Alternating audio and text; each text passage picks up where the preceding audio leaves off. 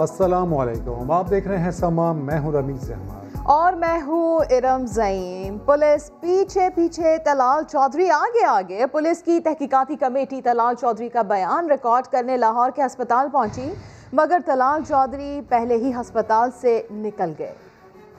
साथ ही साथ आपको बताएं कि बिल अदा किए बगैर मजीद इलाज के लिए इस्लामाबाद चले गए। पुलिस टीम फैसलाबाद में खातून MNA के घर भी गई, मगर वो इस्लामाबाद जा चुकी थी। पुलिस टीम के सरबराह का कहना है मामले की तह तक पहुंचेंगे। सुलह कराना पुलिस का काम नहीं, वो फरीकैन की मर्जी से होगी। सारियां औरतों ने नंबर लो, मैं इत्थे खड़ा हुआ, जिन्हों मर्जी बुलाओ। 23 सितंबर की रात 3 बजे फैसलाबाद में आखिर हुआ क्या था? मैनू इन्होंने तंजीम साजी वास्ते बुलाया। मुस्लिम लीग नून के रहनुमा तलाल चौधरी के मुताबिक उन्हें तंजीम साजी के लिए बुलाया गया था। जब पहुंचे तो तशद्दुद का निशाना बना दिया गया। मेरी बाजू टूटी है। तलाल चौधरी पर तशद्दुद करके उनकी हड्डियां किसने तोड़ी थीं? नून लीगी खातून MNA और तलाल चौधरी ने पुलिस से राबता क्यों किया था? ये सब जानने के लिए पुलिस की इंक्वायरी टीम खातून MNA के घर पहुंची तो वो घर पर न मिली, बयान रिकॉर्ड न हो सका। कमेटी बना दी गई है, उसी सिलसिले में आज यहाँ पे आए थे कि मोहतरमा मैडम आयशा रजब साहिबा का बयान रिकॉर्ड किया जा सके, लेकिन अनफॉर्चुनेटली उनसे मुलाकात नहीं हो पाई। उनसे मुलाकात करने की, उनसे बात करने की कोशिश की जाएगी। पुलिस पार्टी खातून MNA ही नहीं बल्कि तलाल चौधरी का बयान रिकॉर्ड करने में भी नाकाम रही। तलाल चौधरी तहकीकाती टीम के अस्पताल पहुंचने से पहले ही निकल चुके थे। अंदर जो अमला मिला है उन्होंने कहा है कि उनको डिस्चार्ज कर दिया गया है, डिस्चार्ज स्लिप वगैरह हमने नहीं दी। दोबारा उनसे रब्ता करने की कोशिश की जाएगी तलाल चौधरी साहब से। जो हमारी फैक्ट फाइंडिंग जो कमीशन है वो अपनी इंशाअल्लाह ताला मुकम्मल तफसीली रिपोर्ट देगी। जराए बताते हैं कि पुलिस के आने की इत्तला मिलते ही तलाल चौधरी अस्पताल से रफू चक्कर हो लिए थे।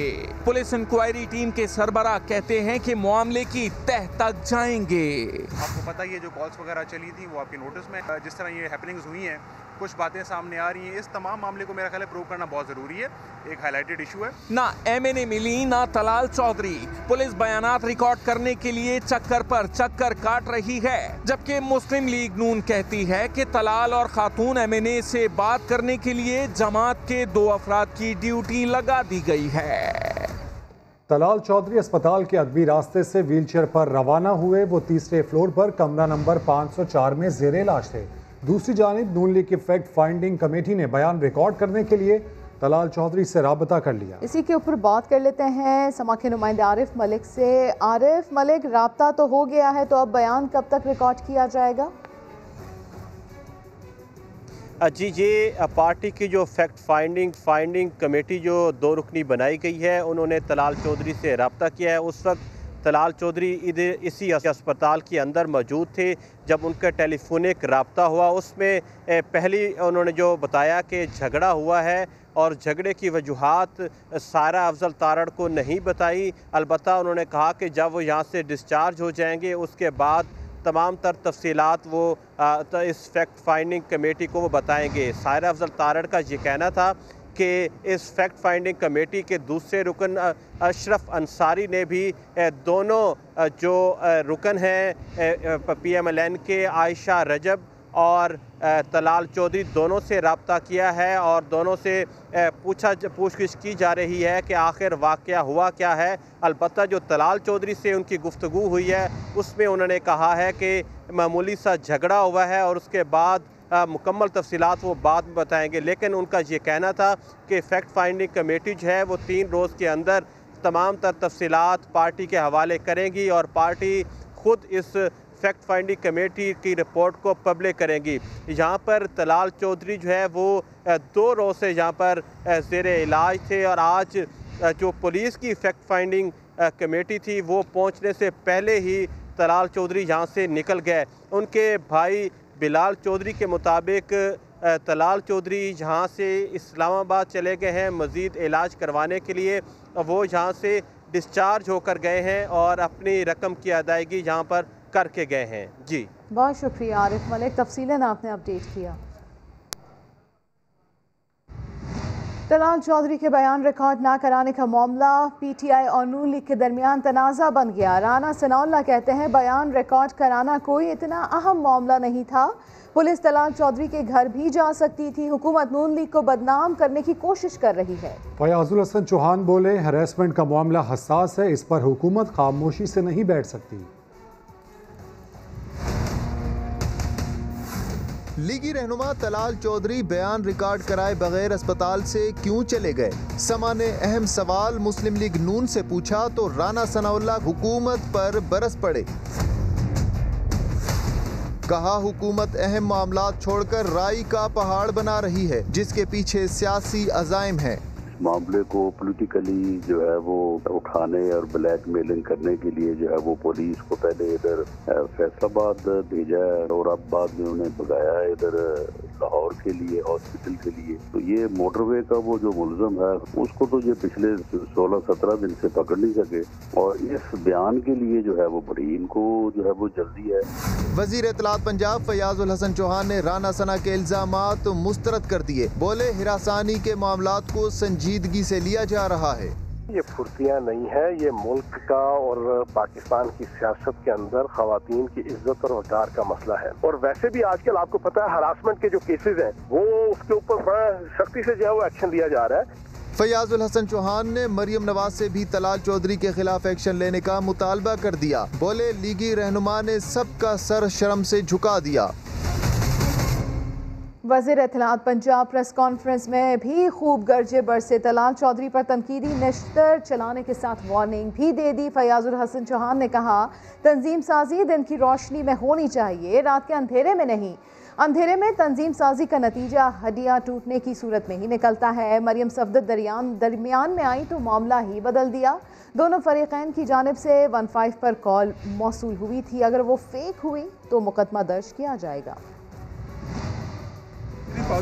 मेरी बाजू टूटी है। तंजीम साजी दिन की रोशनी में करनी है, रात के अंधेरों में नहीं करनी। मैनू इन्होंने तंजीम साजी आज से बुलाया। ये एक पॉजिटिव मैसेज चला गया है। जो तंजीम साजी रात के अंधेरे में और स्पेशली रात के 3 बजे के करीब होती है उसके रिपरकशंस, उसके आफ्टर इफेक्ट्स वो बाजुओं और पाँवों की हड्डियां टूटने की सूरत में आते हैं। मेरी बाजू टूटी है, मेरी बाजू टूटी है। आइंदा तंजीम साजी दिन में करनी है। पहली है तंजीम साजी जो रात के 3 बजे होती है। अपनी किस्म की नून लीग ने ईजाद की है और उसमें से कुछ तलाल चौधरी साहब ने ईजाद की है। एक साबिक वजीर एक मौजूदा मेंबर कौमी असम्बली को मिठाई के साथ जाके जो है वो हरास कर रहा है। बेगम सफदर रवान साहिबा की इंटरवीन करने पे कहा जी दोनों तरफ से जनाब हमारा तो कोई लेना देना नहीं। पुलिस की 15 के ऊपर दोनों तरफ से कॉल आए। अगर फेक कॉल आए, फेक कॉल, तो आपका दफा 29D के तहत FIR होती है। वो ऑपरेट नहीं करेंगे तो फिर जो मैंने दफात आपको बताई है उसके मुताबिक जो है वो कार्रवाई होगी। और इसी मामले पर सहाफ़ी ने पूछा तंजीम साजी का क्या मामला है तो वफाकी वज़ीर इत्तलात शिबली फराज बोले फैसलाबाद में तंजीम साजी बड़े ज़ोरों पर है। राना सनाउल्लाह से पूछें क्या चल रहा है। तंजीम साजी वाला मामला थोड़ा सा बताएं, ये क्या है? ये इतनी दको-दो तंजीम साजी की किस लिए हो रही है? देखिए ये तो आप ये सवाल आप राना सनाउल्लाह से या जो उनकी लीडरशिप है उससे पूछें। तो मेहनत तो हो रही है। आपके पास क्या इत्तला पहुंची? नहीं मेरे पास तो कोई इत्तला नहीं पहुंची है, लेकिन यही जो मैंने आपके टीवी में देखा है कि वो तंजीम साजी बड़े ज़ोरों पे है फैसलाबाद में। लाहौर में सूबाई वजीर सनत व तिजारत की कॉर्नर मीटिंग के दौरान स्टेज गिर गया। मियां असलम इकबाल भी गिर पड़े। इसी के ऊपर बात कर लेते हैं समा के नुमाइंदे दानियाल सत्तार से। दानियाल बताइएगा इस बारे में मजीद। जी बिल्कुल, सूबाई वजीर सनत व तिजारत मियां असलम इकबाल सब्जादार की एक कॉर्नर मीटिंग में जब पहुंचे तो वहाँ पे कारकुनान बहुत ज़्यादा थे। तो जब वो स्टेज पे आए तो वो कारकुनान साथ ही स्टेज पर भी आ गए। स्टेज पे चूँकि रश बहुत ज़्यादा लग गया था तो वो अभी खिताब शुरू करने लगे थे तो स्टेज एक साइड से गिर गया था।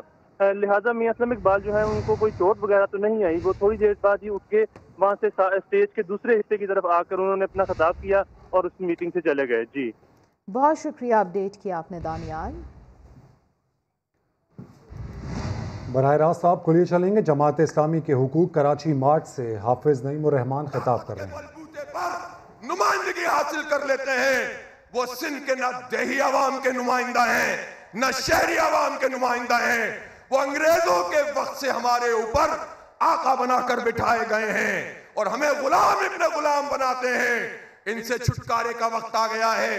उनका देखा देखी तो शहरी फ्यूडल भी तैयार हो गए थे, शहर में भी जागीरदारी शुरू कर दी थी। इसलिए मेरे भाइयों, अब उठने की बात है। और मैं इस मौके पर आज अमीर जमात इस्लामी पाकिस्तान यहाँ मौजूद हैं। आपके तवस्सुस से मैं इनसे कहना चाहता हूँ, लोगों को ये शिकायत है कि सियासी जमातें कराची को ऑन नहीं करती। लोगों को ये शिकायत है कि हुकूमतें कराची को ऑन नहीं करती। अमीर साहब, आपसे हम तवक्को करते हैं, ये मुकदमा आपके सामने पेश कर दिया है, क्या आप कराची को ऑन करेंगे कि नहीं करेंगे? कराची का मुकदमा लेकर जाएंगे कि नहीं जाएंगे? इस्लामाबाद को हिलाएंगे कि नहीं हिलाएंगे? आप पर छोड़ता हूं, अवाम पर छोड़ता हूं कि आप क्या कहते हैं और किस तरह ये शहर आगे बढ़ता है। वाखिरु दावाना अनिल हम्दुलिल्लाहि रब्बिल आलमीन। जमात इस्लामी के रहनुमा हाफिज नईम उर रहमान ने कराची मार्च से खिताब कर रहे थे। मौलाना फजलुर रहमान तो बड़े धन दौलत वाले निकले। इस्लामाबाद और कराची समेत मुख्तलिफ शहरों में बंगले और मार्केट्स JUI सरबराह के असासों में शामिल हैं। नैब ने मौलाना की हज़ारों किनाल ज़री अराजी पर भी कब्जा कर लिया। इस्लामाबाद से सुहेल रशीद की रिपोर्ट। फजलुर रहमान के पास कितने असासे और जायदादें? नैब का रेडार घूमा तो इब्तदाई मालूमात में ही बड़े इंकिशाफात सामने आ गए। इस्लामाबाद, कराची, पेशावर, क्वेटा और होम टाउन डेरा इस्माइल खान समेत मुख्तलिफ शहरों में JUI सरबराह की कीमती जायदादें मौजूद। नैब ज़राए के मुताबिक मौलाना हज़ारों कनाल ज़रई अराजी के भी मालिक हैं। कौमी एहतिसाब ब्यूरो को मौसूल होने वाली मालूमात के मुताबिक मौलाना फजलुर रहमान डेरा इस्माइल खान में 5 और इस्लामाबाद के सेक्टर F8 में 1 बंगले के मालिक हैं। चक शहजाद इस्लामाबाद में 3 अरब रुपए मालियत की जमीन हाल ही में भारी मुनाफा पर फरोख्त की गई। हिम्मत गांव डेरा इस्माइल खान में 300 कनाल जमीन पर 100 कनाल का बंगला अब भी मौजूद। डेरा इस्माइल खान में 15 एकड़ ज़रई जमीन, 5 कनाल का प्लाट, 1 घर और मदरसा असासों में शामिल। तहसील परोआ में 900 कनाल, गरा रहमान में 1500 कनाल भी मौलाना फजलुर रहमान की मिल्कियत निकली। नैब ज़राए के मुताबिक यही नहीं, डेरा इस्माइल खान में 16,257 कनाल से जायद ज़मीन और 5 कनाल 2 मरला पर बनी मार्केट सरबराह JUI के असासों का हिस्सा है। नैब ने कराची, पेशावर और क्वेटा में मौलाना के मिल्कियती कई फ्लैट्स और दुकानों की मालूमात भी हासिल कर ली हैं।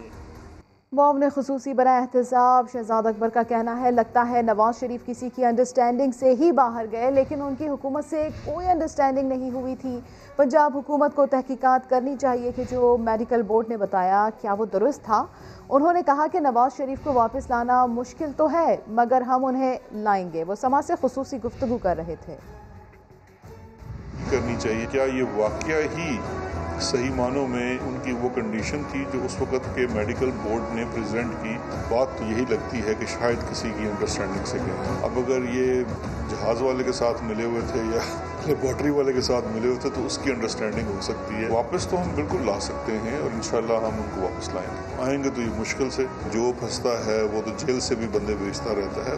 बहुत सारे मुल्ज़मान इकट्ठे फिर रहे होते हैं शहर के अंदर, कभी एक दरवाजे कभी दूसरे दरवाजे, रिलीफ लेने की कोशिश में होते हैं। ये किस किस्म के लीडर हैं? जब बुरा वक्त आता है तो वर्करों को छोड़ के भाग जाते हैं। मफरूर, साहबजादे, सलमान, शहबाज को भी वापस बुलाना चाहिए। 3.5 अरब रुपए की तो मनी लॉन्ड्रिंग सिर्फ उसके अकाउंट में हुई हुई है। फैमिली के अंदर एक स्प्लिट तो है, जो बड़ा हिस्सा है लूट का वो नवाज शरीफ साहब को मिला। शहबाज शरीफ और इनका खानवादा जो है वो ये समझता था कि इन्हें कम हिस्सा मिला, तो इन्होंने अपनी लूट का बाजार गर्म किया। शहबाज शरीफ के बच्चों के जो बिजनेसेस हैं उन सब कारोबार को करने के लिए जो सीड मनी है वो इन टीटीओ में से निकाला जाता है। चौधरी शुगर मिल तो बेसिकली वो आले शरीफ का केस है। चौधरी शुगर मिल में कुछ कैरेक्टर्स ऐसे हैं जो पाकिस्तान में नहीं हैं, जिस तरह से उसमें एक सऊदी ख़ानदान है, 3-4 लोग हैं जिनका नाम इस्तेमाल करके मेजर पैसा डाला गया है। उनकी तफ्तीश होना बाकी है। कहाँ कहाँ से बचेंगे भाई साहब? हर जगह जहाँ हाथ लगाए हैं वहाँ से इनकी मनी लॉन्ड्रिंग की दास्तान निकलती है। एक चचा हैं, वो वजीर आला हैं सूबे के, ग्रीन जोन डिक्लेयर कर देते हैं। उनकी ही भतीजी वहाँ पे हज़ारों एकड़ के हिसाब से खरीदारी करती है। लेकिन हिल मेटल वाले केस में जो पैसा आगे मरियम साहिबा को गया वहाँ पे उनको बड़ी ढील मिल गई। एक तो ये कि एक मिस यूज़ ऑफ अथॉरिटी की वो बेनिफिशरी हैं, दूसरा उनको ये भी बताना पड़ेगा कि ये पैसा उनको कहाँ से आया। हमें डराया जाता है कि कल आपकी भी बारी आनी है। अगर हम इनकी बात मान लें, चोरों का मुआहदा हो जाए आपस में। ये नून लीग की क़यादत की भी जंग है। जब मरीम साहिबा को ये एहसास होता है कि शायद शहबाज साहब जो हैं वो लीड ले रहे हैं, तो उस वक्त कुछ ना कुछ वो आके रंग में भंग डालने की कोशिश करती हैं। वो कोई ना कोई एक ऐसा नया बयानिया खड़ा करके ये याद कराती हैं कि लीडरशिप की दावेदार मैं भी हूँ। अमीर जमात इस्लामी सिराजुल हक हुकूक कराची मार्च से खिताब कर रहे हैं। यहाँ आबाद है, इसलिए मेरे भाइयों, कराची की कामयाबी पाकिस्तान की कामयाबी है और कराची की तबाही ये पाकिस्तान की तबाही है। मुझे अफसोस है कि अयूब खान की हुकूमत से लेकर आज तक किसी भी हुकूमत ने कराची के अवाम को हक नहीं दिया और हर हुकूमत ने कराची के साथ ज्यादती की है, इस्तेहसाल किया है। सूबाई हुकूमतों ने भी और वफाकी हुकूमत ने भी। अभी 2018 के इलेक्शन में इस शहर के लोगों ने अगर पीटीआई को वोट दिया था तो पीटीआई ने उस मोहब्बत के जवाब में इस शहर को महंगाई, बेरोजगारी, बदहाली से नवाजा है।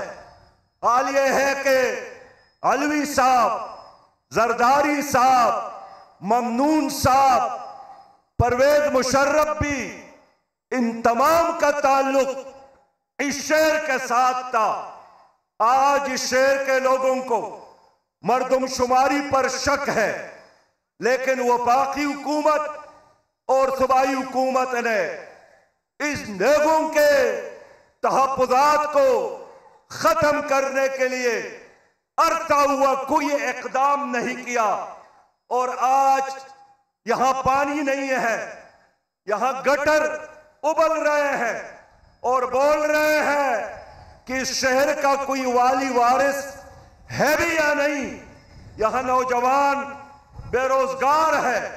मैं इख्तिसार के साथ बात करूंगा। मगरिब के अजान में कुछ लम्हे बाकी है कि जमात इस्लामी पाकिस्तान कराची वालों के साथ है, इस शहर के लोगों के साथ है और इस शहर के लोगों के हुकूक के लिए 14 अक्टूबर को हम कराची से लेकर चतराल तक पूरे मुल्क में यौम यकजहती का कराची मना रहे हैं। इस शहर के अवाम के लिए, इस शहर के माँ और बेटों और बेटियों के लिए, इस शहर के बुजुर्गों और नौजवानों के लिए। मैं जानता हूं शहर में भी मुश्किल है, लेकिन अंदरूनी सिंध भी शहर के नहरे नहीं बह रहे हैं। अंदरूनी सिंध भी पासमानदा और कराची भी पासमानदा, बल्कि इस वक्त तो पूरा पाकिस्तान तबाही और बर्बादी से दो चार है। इसलिए मैं उस एलामिया की हिमायत करता हूं कि शहरी हुकूमत को बहाल किया जाए, बाइख्तियार किया जाए और पूरे मुल्क में और कराची में। मेरे भाइयों, मेरा मुतालबा है कि यहां मेरिट की बुनियाद पर, अदल और इंसाफ की बुनियाद पर लोगों को नौकरियां दिए जाए। आज भी मुझसे सहाफी ने पूछा कि लोग जमात इस्लामी को वोट क्यों नहीं देते। मैं दावे की बुनियाद पर बात करता हूं कि जब भी कराची में फेयर इलेक्शन होगा, इलेक्शन फेयर होगा, कराची में जमात इस्लामी का मेयर होगा इंशाअल्लाह ताला। मेरे भाइयों, एक हुकूमत की कारकर्दगी नापने के लिए 4 चीजें हैं: मईशत, अमन व अमान, खारजा पॉलिसी। लेकिन देखिए, और इस हुकूमत ने मदीना की तर्ज पर इस्लामी रियासत कायम करने का वादा किया था। आज हमने जायजा लेना है कि क्या इन इंडिकेटर की बुनियाद पर ये हुकूमत कामयाब है या नाकाम है, मैं नमाज के लिए चंद लम्हे वक्फा करता हूं। 14 अक्टूबर को जमात इस्लामी कराची से चित्राल तक यौम यकजहती कराची मनाएगी। अमीर जमात इस्लामी सिराजुल हक हुकूक कराची मार्च से खिताब कर रहे थे। अपोजिशन लीडर शहबाज शरीफ ने इंतखाबी इस्लाहात के लिए बुलाया गया हुकूमती इजलास मुस्तरद कर दिया। कहते हैं वफाकी हुकूमत गिलगित बल्तिस्तान के हसास कौमी मामले को सियासत की भेंट ना चढ़ाए। एहसान इकबाल का कहना है अपोजिशन ने इस्तीफे दिए तो वजीर आजम का भी इलेक्शन होगा। कौन सी इंतखाबी इस्लाहात, कैसी इंतखाबी इस्लाहात? ऑपोजिशन का हुकूमत से किसी किस्म का ताउन ना करने का फैसला। स्पीकर कौमी असम्बली की जानिब से बुलाया गया इजलास मुस्तरद कर दिया। ऑपोजिशन लीडर शहबाज शरीफ का कहना है कि गिलगित बल्तिस्तान में इलेक्शन का मामला मसला कश्मीर से जुड़ा है। स्पीकर कौमी असम्बली को वहाँ के इंतखाबी उमूर में मुदाखलत का इख्तियार नहीं। हुकूमत शफाफ और आज़ादाना इलेक्शन में रुकावट ना बने। शहबाज शरीफ ने APC के नुमाइंदा इजलास की मंजूर करदा करारदाद और फैसलों की पासदारी की बात करते हुए इल्जाम लगाया कि हुकूमत ने कौमी मफाद में ऑपोजिशन के हर ताउन को ठोकर मारी है। लीगी रहनुमा एहसान इकबाल ने इंतखाबात में वफादारियां बदलने वालों को तंकीद का निशाना बनाया। ऑपोजिशन ने इस्तीफे दिए तो फिर वजीर आजम इलेक्शन नहीं कराएंगे, फिर इलेक्शन कमीशन इलेक्शन कराएगा, फिर वजीर आजम इलेक्शन कराने की पोजीशन में नहीं होंगे, फिर वजीर आजम का भी इलेक्शन होगा। लीगी रहनुमाओं का कहना है लोटों को कबूल करना अवाम के सियासी शऊर की तौहीन है। वो लोग जो हर दौर में चूरी खाने आ जाते हैं उन्हें पाकिस्तानी अवाम भी कबूल नहीं करेंगे। वफाकी वज़ीर इत्तलात शिबली फराज कहते हैं नून लीग चाहे तहरीक चलाने का ऐलान करे, बयानिए पर बहस कराए या रात 3 बजे तंजीम साजी करे, हुकूमत पर कोई फ़र्क नहीं पड़ने वाला। मीडिया से गुफ्तगू में खबरदार करते हुए कहा जाती उम्रा में तजब्जुब के साए मंडला रहे हैं, घेरा तंग हो रहा है। शरीफ एक कन्विक्टेड एब्सकॉन्डर शख्स हैं, उनकी जो पार्टी के लोग हैं वो भी उनसे इत्तेफाक नहीं करते। ये समझते हैं कि उनका जो लीडर है वो अपने ज़ाती मुश्किलात हैं उसको हल करने के लिए हमें इस्तेमाल करना चाहता है। तहरीक वो चलाना चाहते हैं, उसकी कोई बुनियाद नहीं है। उनका मकसद तो यही है कि हुकूमत को किसी न किसी तरीके से गिराया जाए। सारा जो मुल्क में एक बेयकीनी, एक इस तरह तजब्जुब की कैफियत क्रिएट करना चाहते हैं वो उनकी अपनी पार्टी में क्रिएट हो गई है। जाती उम्रों में इस वक्त जो है तो इसी तजब्जुब और इस्तराब के साए मंडला रहे हैं। घेरा है वो इन पे तंग होता जा रहा है। उनके पास यही एक हुकूमत को ब्लैकमेल करने की एक कोशिश है। अब वो कहते हैं कि जी हम इस्तीफे देंगे। बिल्कुल इस्तीफे दें, सर आंखों पर आप इस्तीफे दें, हम इलेक्शन कराएंगे। बिल्कुल हमसे राब्ते भी किए हैं और राब्ते कर रहे हैं। नवाज ग्रुप को आप अब कई हिस्सों बखरों में देखेंगे। तहरीक चलाने का ऐलान करें, रात को 3 बजे तंजीम साजी करें, इससे फ़र्क कोई नहीं पड़ने वाला। नई एक उनमें जो एक इनकलाबीपन आया है बड़ा वो खोखला है, दोगला है, उनको कामयाबी हासिल नहीं होगी। एक ढकोसला है, एक फसाड है, इन्होंने अपने आगे सियासत का नाम लगाया हुआ है। असल में ये कारोबार करने के लिए सियासत में आते हैं। लीगी MPA मियां जलील शरकपुरी कहते हैं नवाज शरीफ की इदारों और कौमी मफाद के खिलाफ बातों ने दिल दुखाया है। कायद को ऐसी कमज़ोर बात नहीं कहनी चाहिए थी। शोकॉज नोटिस मिला तो उसका जवाब दूंगा। उनका मजीद क्या कहना था जानते हैं लाहौर से इस रिपोर्ट में। नवाज शरीफ ने जज्बात में आकर इदारों के खिलाफ बात की, उन्हें हौसला करना चाहिए था। मियां जलील शरकपुरी अपने बयान पर डट गए। किसी फर्द के साथ अगर नाराजगी है उसमें कोई अर्ज नहीं है, किसी एक जर्नल के साथ, किसी एक जज के साथ, अदारों के खिलाफ नहीं। अदारे हमारे कौमी अदारे हैं, हमारा कौमी वकार है। मीडिया से गुफ्तगू में मियां जलील शरकपुरी बोले फौजी वोट डाल सकता है तो अपनी राय भी रख सकता है। फौज हमेशा ताकतवर रही है लेकिन डिक्टेटरशिप तमाम सियासी पार्टियों में मौजूद है। मिलिट्री हमेशा स्ट्रांग रही है, मिलिट्री ने बार बार रूल किया है, इसको कौन झुठला सकता है? और क्या मिलिट्री हमारी पाकिस्तानी या तो इंडियन मिलिट्री आके कब्जा करे तो हम कहें, जब हमारी मिलिट्री है वो भी पाकिस्तानी है। लीगी MPA के मुताबिक शहबाज शरीफ हमेशा मुहतात रहे। कमजोर बात तो हमजा शहबाज भी नहीं करते, लेकिन नवाज शरीफ ने इदारों और कौमी मुफाद के खिलाफ बात करके मायूस किया है। उन्होंने सियासी पकड़ दकड़ और गिरफ्तारियों पर नैब को भी कड़ी तनकीद का निशाना बनाया। एक और अहम मामले का जिक्र, मनी लॉन्ड्रिंग और शुगर मिल्स करप्शन केस का मामला। FIA की मुश्तरका तहकीकाती टीम ने सलमान शहबाज को दोबारा तलब कर लिया। FIA ने नोटिस शहबाज शरीफ के घर भिजवा दिया। सलमान शहबाज को 1 अक्टूबर की सुबह 9 बजे पेश होने की हिदायत की गई है। दोबारा तलबी पर पेश ना हुए तो कानूनी कार्रवाई की जाएगी। सलमान शहबाज को 25 सितंबर को भी तलब किया गया था, लेकिन वो पेश नहीं हुए थे। मनी लॉन्ड्रिंग और शुगर मिल्स करप्शन केस का मामला, ऐसे में FIA की मुश्तरका तहकीकाती टीम ने सलमान शहबाज को दोबारा तलब कर लिया है। FIA ने नोटिस शहबाज शरीफ के घर भिजवा दिया। सलमान शहबाज को 1 अक्टूबर की सुबह 9 बजे पेश होने की हिदायत की गई है। दोबारा तलबी पर पेश ना हुए तो कानूनी कार्रवाई की जाएगी। कराची से हैदराबाद M9 मोटरवे पर मुसाफिर वैन को अलमनाक हादसा पेश आया। वाक़े में जाबाक अफराद की तादाद 15 हो गई। सऊद बिन मुर्तज़ा की रिपोर्ट। M9 मोटरवे पर नूरियाबाद के करीब खौफनाक हादसा। कराची आने वाली एक कार का बोनट अचानक से खुलकर उड़ गया, जो हैदराबाद से आने वाली वैन से टकरा गया। ड्राइवर ने बचने की कोशिश की, लेकिन तेज रफ्तार वैन कलाबाजियां खाते हुए कच्चे में जा गिरी और शोले बुलंद हो गए। वाक़े में जख्मी होने वाले ने सारा अहवाल बता दिया। गाड़ी सर स्पीड में थी 120 किलोमीटर की, ठीक है। उसकी गाड़ी सर फिर घूमती रही, 1-2 चक्कर तो घुमा के लगाए। लोगों ने अल्लाह अकबर के नारे लगा दिए थे। फिर एकदम सर गाड़ी खाई में जाके गिर गई। जैसे सर खाई में जाके गिरी, हम लोगों को दब गए हम लोग, गाड़ी हो गई उल्टी और उसके बाद आग लग गई फौरन से सर। हादसे में 23 अफराद जख्मी हुए, जिनमें से 15 दम तोड़ गए। सिविल बर्न सेंटर कराची में 5 जख्मी जेरे इलाज हैं। मोटरवे पुलिस का कहना है मुमकिना तौर पर कार का ड्राइवर बोनट बंद करना भूल गया हो। पुरानी गाड़ी थी और अमूमन कराची में भी के ऐसे इनके कब्जे अरब हो जाते हैं, जंग आलूद हो जाते हैं, तो शायद ये इसका लॉक इसने नहीं लगाया होगा, कहीं पे इसने पानी नहीं चेक किया या कुछ ऐसा हुआ है, इसने लॉक से ही नहीं किया और ये वहाँ पे उसको प्रेशर अचानक मिलने की वजह से ये इसके साथ ये हादसा हुआ, ये निकल के लगा है। मोटरवे और नूरियाबाद पुलिस ने सफेद कार की तलाश शुरू कर दी है।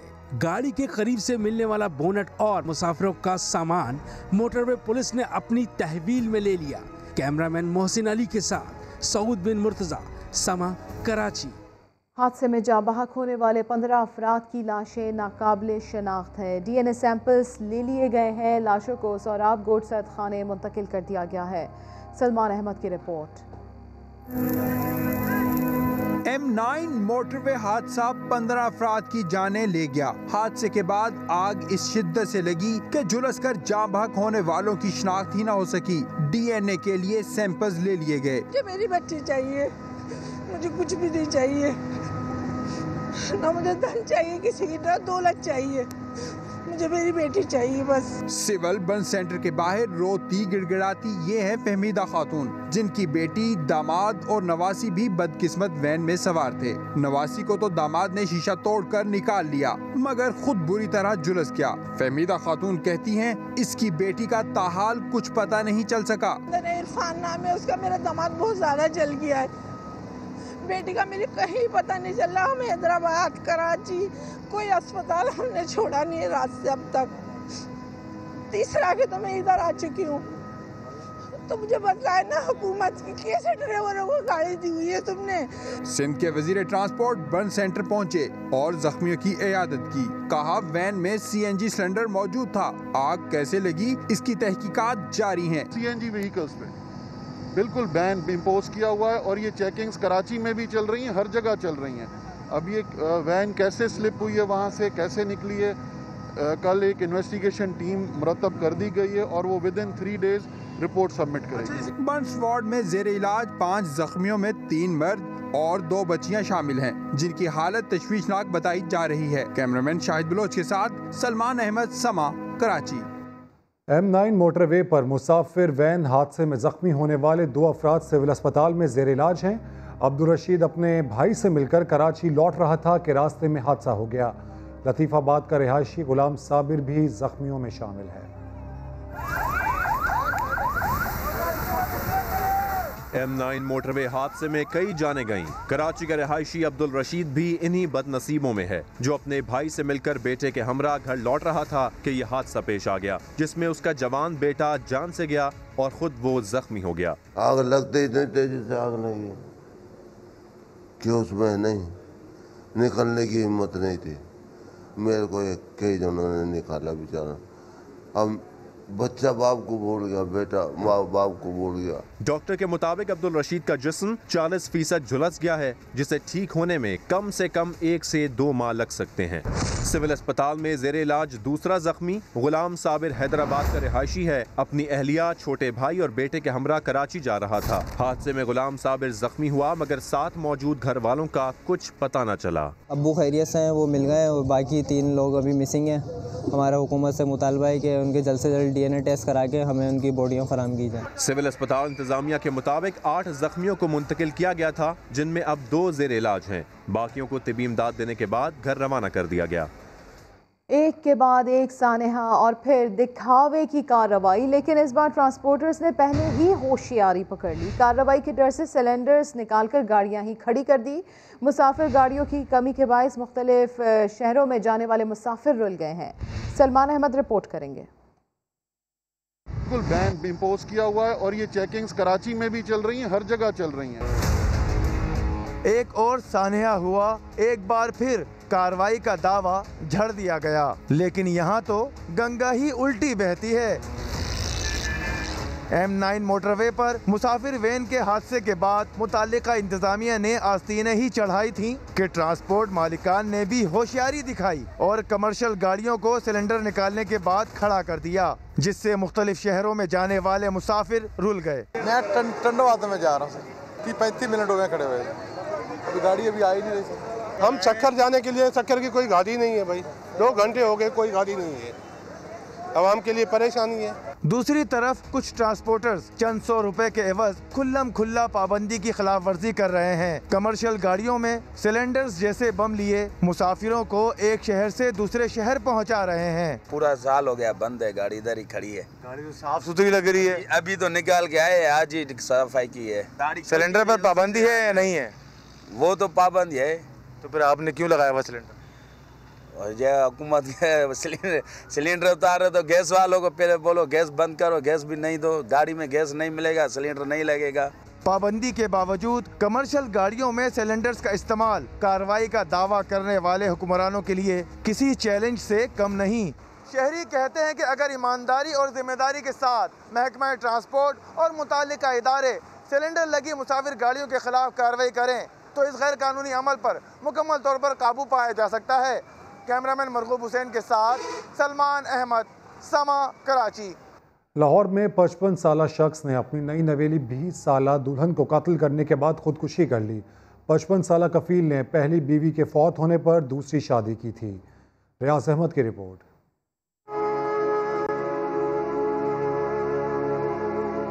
शादी के 4 माह बाद ही लड़की कत्ल हो गई। खामद ने भी कनपट्टी पर गोली मारकर अपनी जिंदगी खत्म कर ली।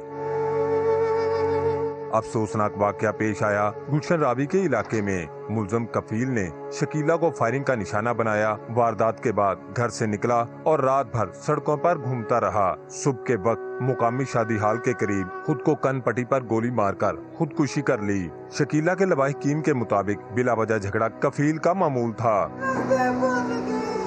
मैं गया था उधर, तो उनकी लड़ाई चल रही थी, ठीक है। उधर से फिर मैं सुलह करा के हंस खेल रहे थे, तो मैं आ गया हूँ इधर काम पे, ठीक है। तो सुबह वो SHO ने मुझे कॉल किया, फिर ना भाई इधर आओ कि आपका था मसला बना है। मेरा नहीं गुजारा है तो मैनू वेला की हाल मेरे घर मैं पुत्र मैं सवेरे आ जाती, मैं इंदा इलाज करा दी। मैं उन्होंने फिर आख्या पुत्र वेला तेन कि सोने रंगी थी मैं दे दी, मैं खुस गई मेरी गलती हो गई मेरी थी। पुलिस ने दोनों लाशें मुर्दा खाने भिजवा दी और कहा है कि हकायक पोस्टमार्टम की रिपोर्ट के बाद ही सामने आएंगे। कैमरामैन अजहर इकबाल के साथ रियाज अहमद, समा, लाहौर। भारतीय शहर जोधपुर में 11 पाकिस्तानी हिंदुओं के बहिमाना कत्ल का वाकया। पाकिस्तान हिंदू कौंसिल ने मामला आलमी अदालत इंसाफ में ले जाने का इंदिया दे दिया। मुतासरा खानदान का कहना है कि वो इंसाफ के हुसूल तक खामोश नहीं बैठेंगे। शहजाद अली की रिपोर्ट। मोदी कान खोल कर सुन लो, तुम्हें जोधपुर में 11 पाकिस्तानी हिंदुओं के कत्ल का हिसाब देना होगा। पाकिस्तान हिंदू कौंसिल के सरपरस्ती आला डॉक्टर रमेश कुमार ने भारत सरकार को फिर ललकार दिया। मैं डायरेक्ट मुखातब हूँ प्राइम मिनिस्टर नरेंद्र मोदी से। मैं लीगल इश्यूज को बहुत अच्छे तरीके से जानता हूँ। मैं इसको international court of human right justice के पास मैं चाहता हूँ कि ये केस जो है वो डिस्कस हो। हिंदुत्व सोच का पर्दा चाक करते हुए कश्मीरी अवाम के हकूक की बात भी कर दी। ये आर्टिकल 35, 370 करके कि हम कश्मीरियों के लिए बहुत कर रहे हैं, मगर उधर कश्मीरियों के साथ जुल्म करना या टार्चर करना, ये बता रहा है कि कश्मीर के अंदर इंसानियत हो रही है या इंसानियत के उल्टा जो है वो जुल्म हो रहा है। मकतूल हिंदू खानदान की खातून श्रीमती मुखी ने भी अपना दुख बयान किया। मायूं जे मर्द एतरा खानदान ॿिया ख़त्म कराईंदा, हाणे मोचड़ा ॾेई ज़ोरा मर्द सिरिंज लॻराई, अलाए छा जो शरबत पियारे, अलाए चरी थियण जो पियारे, अलाए कहिड़ो पियारे, ऐं चई त लक्ष्मी तुंहिंजी आहे जा मथे जा। डॉक्टर उमेश कुमार ने श्रीमती मुखी को यकीन दहानी कराई कि जालिमों से हिसाब लेने के लिए सिफारती और कानूनी जराये समेत तमाम ऑप्शंस का इस्तेमाल किया जाएगा। कैमरामैन रहील कुरैशी के साथ शहजाद अली, समा, इस्लामाबाद। पाकिस्तान के खिलाफ शोर मचाने वाला भारत खुद चोर निकला। अमरीकी रिपोर्ट में मोदी सरकार दहशतगर्दी की माली मुआवनत करते रंगे हाथों पकड़ी गई।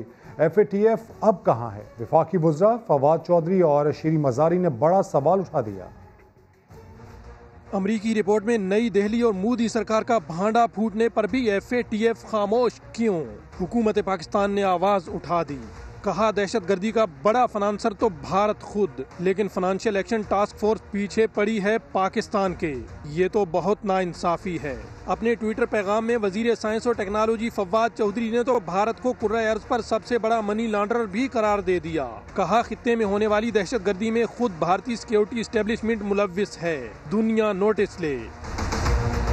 वजीर इंसानी हुकूक शीरी मज़ारी ने अपने पैगाम में अमरीकी रिपोर्ट का हवाला देते हुए सवाल उठा दिया, कहाँ है FATF? भारत को घिनौने करतूतों के लिए खुली छूट क्यों? अमरीकी रिपोर्ट के मुताबिक भारत खित्ते में दहशतगर्दी फैलाने के लिए माली मुआवनत करता है। 44 सरकारी और निजी बैंकों के जरिए $1.5 अरब से ज़ायद की मनी लॉन्ड्रिंग की ट्रांजैक्शंस का हवाला तक दे दिया गया। अफगानिस्तान में अमन कायम होने वाला है। आलमी इनखला में जल्दी गैर दानिशमंदी होगी। वज़ीर आज़म इमरान खान का अमरीकी अखबार वाशिंगटन पोस्ट में इजहार ख्याल, कहते हैं अफगानिस्तान और खित्ते में उम्मीद का नादिर लम्हा आ गया, इसे ज़ाया नहीं करना चाहिए। Peace is within reach in Afghanistan, ये तारीख साज बयान है वज़ीर आज़म पाकिस्तान इमरान खान के अहम मजमून का उन्वान। वाशिंगटन पोस्ट में उन्होंने अफगानिस्तान और खित्ते की सूरत हाल पर भरपूर इजहार ख्याल किया है। लिखते हैं अफगानिस्तान में अमन व अमान नजर आ रहा है। इस सूरत हाल में आलमी इनखला में जल्दबाजी गैर दानिशमंदी होगी। अफगानों के बाद अफगानिस्तान जंग की सबसे भारी कीमत पाकिस्तानियों को अदा करनी पड़ी। उम्मीद का ये सुनहरा मौका जाया नहीं कर सकते। अफगान जंग के तजुर्बे ने 2 सबक दिए। पहला ये कि अफगानिस्तान और पाकिस्तान जुग्राफिया, तहजीब और ख़ानदानी रिश्तों में बंधे हुए हैं। पाकिस्तान में अमन का इन्हिसार अफगानिस्तान में क़याम अमन पर है। दूसरा सबक ये कि अफगानिस्तान पर अमन और सियासी इस्तेहकाम बाहर से मुसल्लत नहीं किया जा सकता। सिर्फ वो मुसालिहाना अमल कामयाब हो सकता है जो अफगानों की रहनुमाई में पेशरफ्त करे। इमरान खान लिखते हैं कि जब 2018 में अमरीकी सदर डोनाल्ड ट्रंप ने अफगानिस्तान में क़याम अमन के लिए पाकिस्तान से मदद मांगी, हमने यकीन दिलाया कि हर मुमकिन सहूलत देंगे। इस सिलसिले में अमरीका और तालिबान और फिर अफगान हुकूमत और तालिबान में मुज़ाकरात हुए। ताहम बैनुल अफगान मुज़ाकरात मज़ीद दुश्वारियों का सामना कर सकते हैं। इसे कामयाब बनाने के लिए फ़रीक़ैन को सब्र, तहम्मुल और समझौते से काम लेना होगा। इसमें तातुल भी आ सकता है। ये बहरहाल खून खराबे से बेहतर है। वज़ीर आज़म कहते हैं, मेरा विजन पाकिस्तान और खत्ते के दीगर मुल्कों में मजबूत मुआशी रवाबित का क़याम है। जनूबी एशिया और वस्ती एशिया ताल्लुकात में मुआशी इस्तेहकाम अहम तरजीह है। इस सिलसिले में पाकिस्तान और अमरीका एक सफ़े पर हैं। अफगानिस्तान में अमन की जानिब पहला कदम दोहा कतर में उठाया जा चुका है। अहम खबर, अफगान आला मफाहमती कौंसिल का वफ्द कल पाकिस्तान का 3 रोज़ा दौरा करेगा। वफ्द की क़यादत कौंसिल के सरबराह अब्दुल्ला करेंगे। अपडेट्स हासिल करेंगे ब्यूरो चीफ इस्लामाबाद खालिद अजीम से। खालिद साहब, कितनी बड़ी ये पेशरफ्त है अफगान अमन अमल के तनाजुर में? जी देखिए, मैं ये समझता हूँ कि एक ऐसे माहौल में जबकि पाकिस्तान और अफगानिस्तान में हमेशा तनाव रहा है और खासतौर पे अब्दुल्ला जो आ रहे हैं उनके हवाले से कहा जा सकता है कि वो पाकिस्तान के बारे में कभी भी उनके अच्छे जज्बात नहीं रहे, लेकिन अब वो पूरे का पूरा मंजर तब्दील हुआ है और दोहा प्रोसेस से लेके ऑनवर्ड को अच्छी खबरें जो है वो आ रही हैं। इसमें अगरचे चंद मरतबा तासुर भी आया, लेकिन पाकिस्तान की कोशिशों से वो तासुर खत्म हो जाता रहा। अब ऑफिशियली जो अफगानिस्तान की सिटिंग गवर्नमेंट है वो उसका हिस्सा बनी हुई है और रास्ते भी हैं पाकिस्तान के साथ। पाकिस्तान ने एक खुसूसी एर्ची सादिक अली साहब को मुकर्रर किया हुआ, वो भी इस मामले में राब्ते कर रहे हैं। तो ये जो आमद है ये बहुत अहम है और ये इस चीज़ को आगे ले जाने में बड़ी मदद देगी कि अफगानिस्तान में अमन का क़याम हो, वहाँ पे ऐसी काबिल कबूल हुकूमत हो जो कि तमाम अफगानिस्तान के ऊपर कंट्रोल कर सके। तो इस सारे प्रोसेस को आगे बढ़ाने का जो आगाज़ हुआ था वो अब खासा कल्मिनेट होता हुआ दिखाई देता है, अपनी नुक्ता उरूज की तरफ जाता हुआ दिखाई दे रहा है। और ये कल का जो उनका दौरा जो 3 रोज़ा शुरू होगा उसमें अब्दुल्ला की क़यादत में आने वाला वक्त जो है तो जो कुछ थोड़े बहुत 3 रोज़ा दौरा यकीनी तौर पर अहमियत का हामिल होगा। बेहद शुक्रिया खालिद साहब, इस मुतालिक आप हमें अपडेट कर रहे थे। इस्लामाबाद में कोरोना वायरस फिर जोर पकड़ने लगा। पिम्स अस्पताल की ओपीडीज खुलने के बाद 11 डॉक्टर्स में कोरोना की तशखीस हो चुकी, जबकि 70 से ज़्यादा नए केसेस सिर्फ गुज़िश्ता 24 घंटे में ही रिपोर्ट हो चुके। अरहम खान की रिपोर्ट देखते हैं। इस्लामाबाद में सर्दी आने से पहले ही कोरोना लौट आया। गुज़िश्ता 24 घंटों के दौरान 4,500 से ज्यादा टेस्ट हुए, 73 केसेस मुस्बत निकले, 41 मर्द और 32 खवातीन शामिल। शहर में फाल केसेस की मजमूई तादाद 504 तक पहुंच गई। सरकारी अस्पतालों में ओपीडीज खुलने के बाद से तकरीबन 1 माह में 11 डॉक्टर्स भी वायरस की जद में आ चुके। डॉक्टर्स ने खदशात का इजहार किया है कि अस्पतालों की ओपीडीज में समाजी फासलों की खुल्लम खुल्ला खिलाफ वर्जी वायरस फैलने की बड़ी वजह हो सकती है। जिलाई महकमा सेहत ने लोगों से समाजी फासलों का ख्याल रखने और फेस मास्क के इस्तेमाल समेत SOPs की मुकम्मल पासदारी की अपील कर दी। शहर में कोरोना के बायस अब तक 181 लोग जान की बाजी हार चुके हैं। अरहम खान, समा, इस्लामाबाद। इस वक्त इतना ही। किसी भी खबर के लिए विजिट कीजिए हमारी वेबसाइट sama.tv। इसके अलावा आप हमें फेसबुक और ट्विटर पर भी ज्वाइन कर सकते हैं। एक ब्रेक के बाद हाजिर होंगे हेडलाइंस के साथ, आप देखते रहिए समा।